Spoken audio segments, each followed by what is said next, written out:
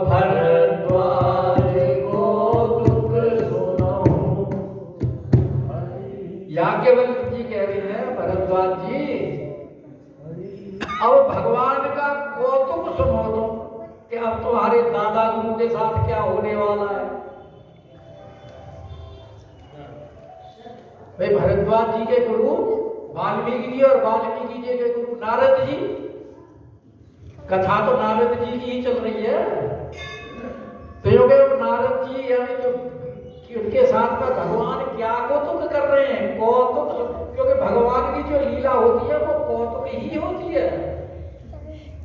और भगवान ऐसा कौतुक क्यों करते हैं? क्योंकि भगवान का जो कौतुक है, जो भगवान की लीला है, उसी का ही तो चिंतन गायन मनन श्रवण करके लोग भवसागर को पार होते हैं। इसीलिए तो भगवान लीला करते हैं।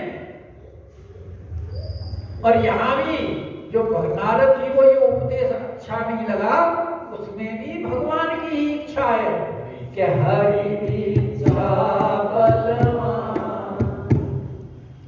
और अंत में कह भी देंगे, जब नारद जी कहेंगे ना दृशा हो मम शाप कृपाला, तो मम इच्छा कहे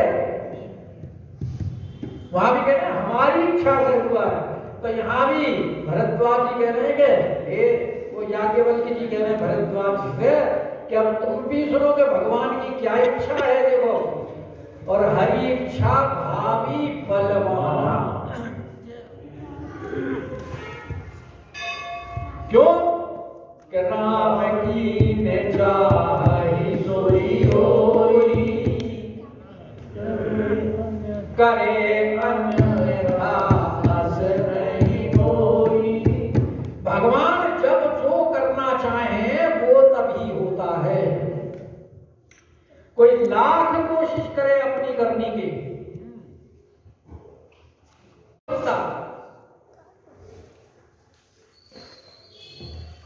मन चाही होती नहीं और प्रभु चाही तत्काल। और करे अन्यथा मतलब किसी में ऐसी सामर्थ्य नहीं है जो उसके विपरीत कुछ कर सके, असना कोई। इसीलिए तो भगवान शंकर के जो उपदेश हैं नारद जी को अच्छे नहीं लगे। क्यों नहीं सुहाए? क्योंकि भगवान की मर्जी कुछ और है करने की। राम की ने चाहे होना तो वही है ना जो भगवान चाहे, वही है वही राम रचिया। को करी तर्क बढ़ावे, वही है सोई जो राम रचि राम। इसीलिए कि शंभु वचन मुनि मन नहीं भाए। कारण बता दिया क्यों नहीं भाए। जैसा सती जी को नहीं भाए थे, वहां भी भावी थी। तभी तो भगवान शंकर का उपदेश सती जी को नहीं पसंद आया और परीक्षा लेने के लिए चली गई। और आकर के भगवान शंकर से झूठ बोल दिया।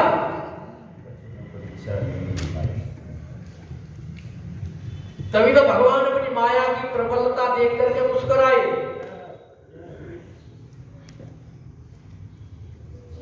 अब यहां भी जब वचन शंकर भगवान के लिए भाई तो वहां से चल दिए। क्योंकि जहां अपने मन की बात ना हो वहां रुकने का क्या फायदा। भाई नारद जी की प्रशंसा करी होती उन्होंने तो नारद जी रुकते। अब नारद जी की प्रशंसा तो की रही, उल्टे उपदेश देते और बैठ गए।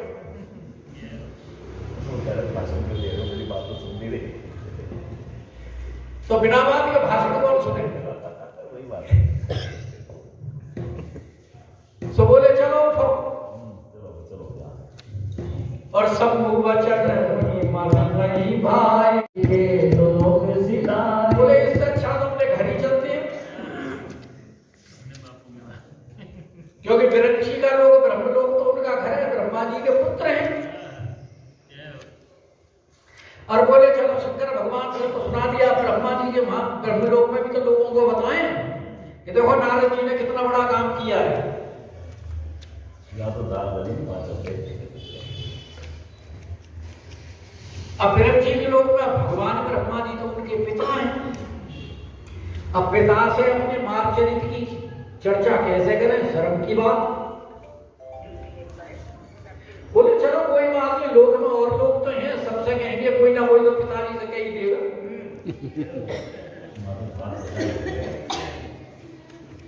तो इसलिए ब्रह्म लोग चले गए कि तब प्रेरण लोग सिधाए, और फिर वहां कुछ दिन रहे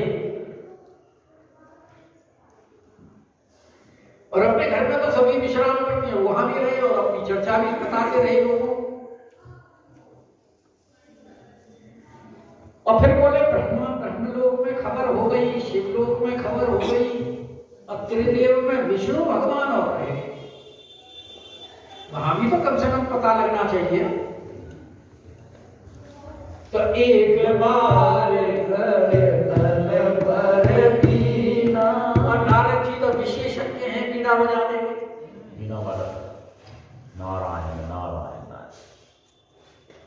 तो अपनी बीड़ा उठाई और अपने बजा के भगवान का गायन करते हुए गावत हरि गुण गान कबीरा, भगवान का गुण गाते हुए और चल दिए। क्योंकि नारद मुनि तो जो किष्किंधा कांड में वहां जाएंगे पंपा सरोवर पर और देख के तो आए भगवान हमारे श्राप को अंगीकार करके कैसे दुख प्राप्त कर रहे हैं,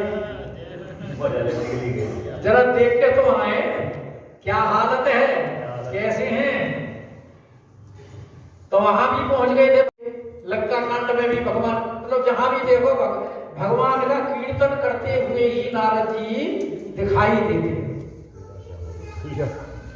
लेकिन यहाँ गावत हरि गुण गान प्रवीण, और कहाँ पहुंचे कि क्षीर सिंधु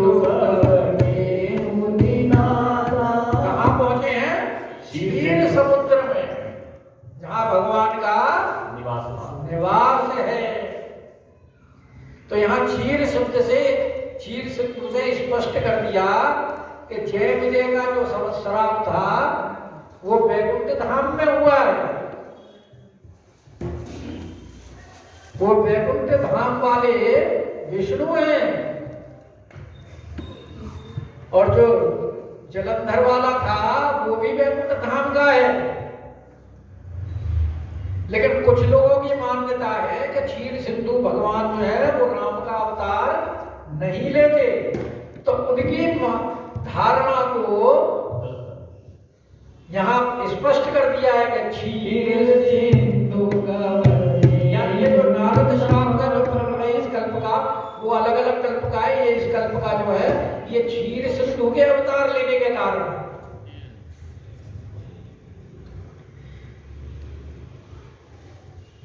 और जेहे बस श्री निवास सुखी माता, तो क्षीर सिंधु क्यों गए कि वहां विष्णु भगवान रहते हैं।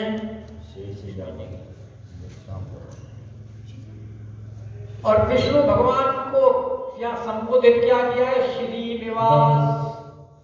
अपने घर में नहीं रहते, लक्ष्मी जी के निवास स्थान श्रीनिवास। यहाँ लक्ष्मी नारायण मंदिर भी तो श्रीनगर में ही है, श्रीनगर में वो श्रीनिवास है, मतलब ससुराल में रहते हैं। और त्रिदेव को वो ये बात बताना भी आवश्यक समझते हैं कि शंकर भगवान जो है वो काम जीत कामारी कहलाते हैं, लेकिन काम जीत नहीं पाए, क्योंकि भगवान की हालत हुई थी सबको पता है, कितने काम में विवश हो गए थे। और ब्रह्मा जी को अपनी पुत्री के पीछे ही दौड़ लगा लिए थे।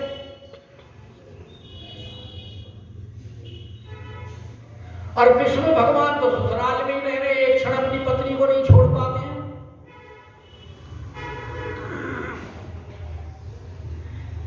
आजकल की दुनिया में तो उनको कुछ और ही शब्द से संबोधित करते हैं।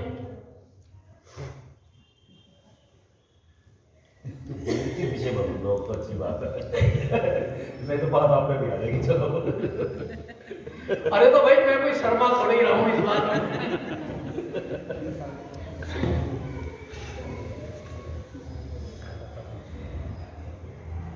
तो स्वाद तो नारद जी बोले कि ये तो है ही चोर रुपए गुलाम,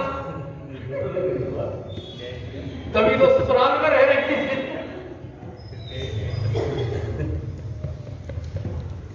और वैसे भी कहां काम को जीत।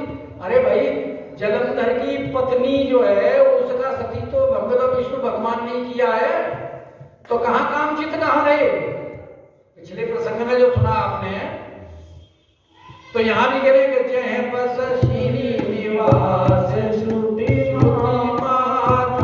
और श्रुति माता इसलिए कि वेदों के मस्तक स्वरूप हैं, श्रुति इनसे ही प्रकट हुई है। धर्म की स्थापना वेदों के द्वारा ही होती है। तो नारद जी जब भगवान के वहां पहुंचे तो हर्षि मिले उठी रमानिकेता। जैसे ही नारद जी बोले भगवान बड़े प्रसन्न हुए। पसंद हो गया। और मिले नारद जी से। कौन मिले हैं? रमानिकेता, लक्ष्मी पति। क्योंकि भगवान को साधु विप्र बहुत प्रिय हैं।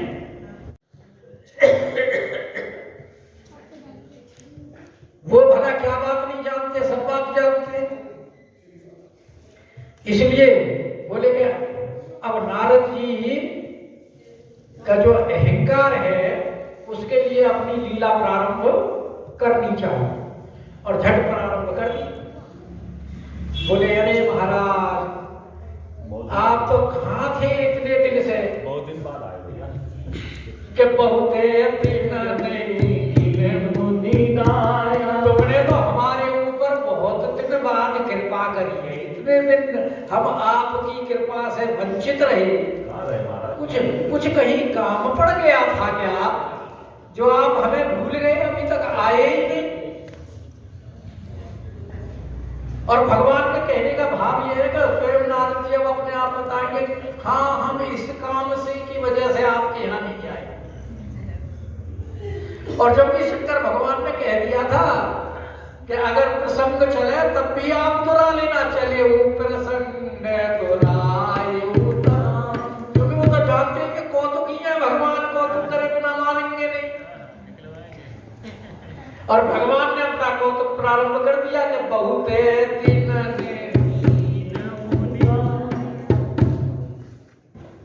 क्या हम तो आपके दर्शन से वंचित रह गए इतने दिन? कोई हमसे अपराध हो गया था क्या जो आप हमारे यहां तक नहीं आए? नारद जी बोले नहीं प्रभु ऐसी बात नहीं है, बस समय नहीं मिला ना। काम चरित नारद सब बाजे, तब उन्होंने खुद ही प्रारंभ कर दिया। पूछने का तरीका था ना उनका, पूछ लिया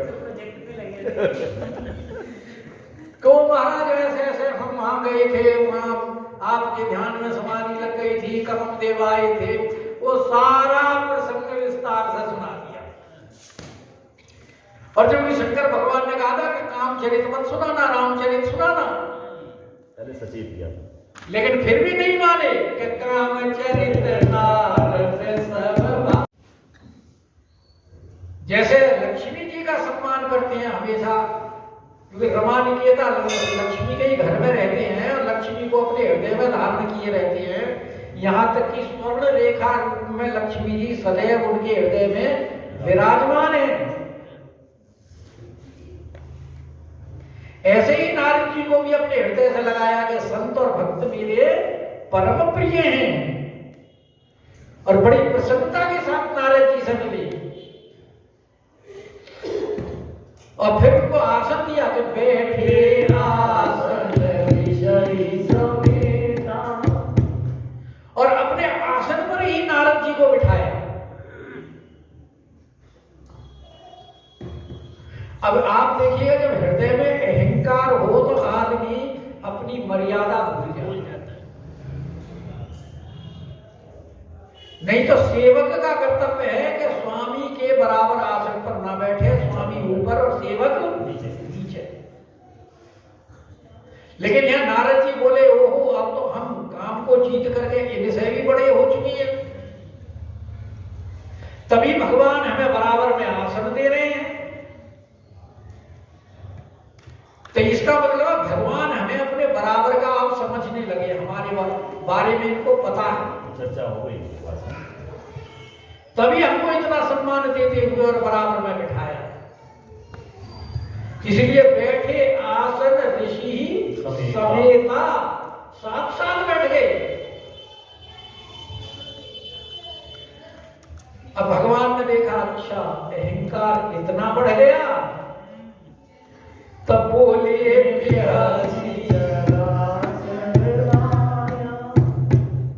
अब भगवान हंसी। भगवान हंसने का तात्पर्य भगवान का माया का विस्तार, भगवान का हंसना ही माया है।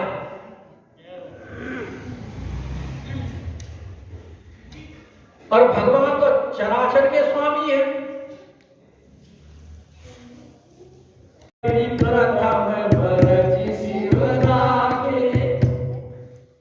क्यों?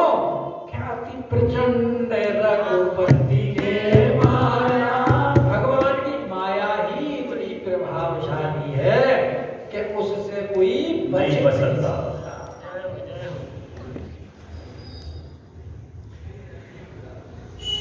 कि जेहि न मोह रस को जग जाय। संसार में ऐसा कौन है जिसको मोह ना हुआ भगवान की माया से। अच्छे अच्छे बड़े ज्ञानी ध्यानी सब इस चक्कर में, और जबकि भगवान शंकर ने पहले ही कह दिया था कि ज्ञानी मूढ़ न कोई। जब पार्वती जी ने कहा था कि का अपराध रमापति की ना,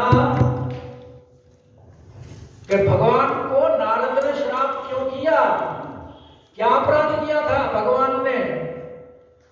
तब शंकर भगवान ने कहा कि बोले बेहसी महेश तब ज्ञानी मूढ़ न कोई।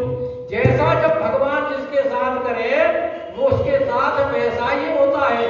अभी तक तो नारद जी महाराज को महाज्ञानी करके और सुशोभित किया था, तीनों लोगों में चर्चा हो गई, और अब महामूढ़ बनाने का कार्य शुरू कर दिया नारद। इसलिए कहे कि जेहि न मोहे अस को जग जाय। संसार में ऐसा कौन है जिसको मोह उत्पन्न नहीं किया हो भगवान की माया से। अब भगवान ने जो अपना कार्य कौतुक प्रारंभ किया है, लीला प्रारंभ की है, उस प्रारंभ का उस कार्य का प्रारंभ अब इस दोहे से शुरू होने जा रहा है कि रूख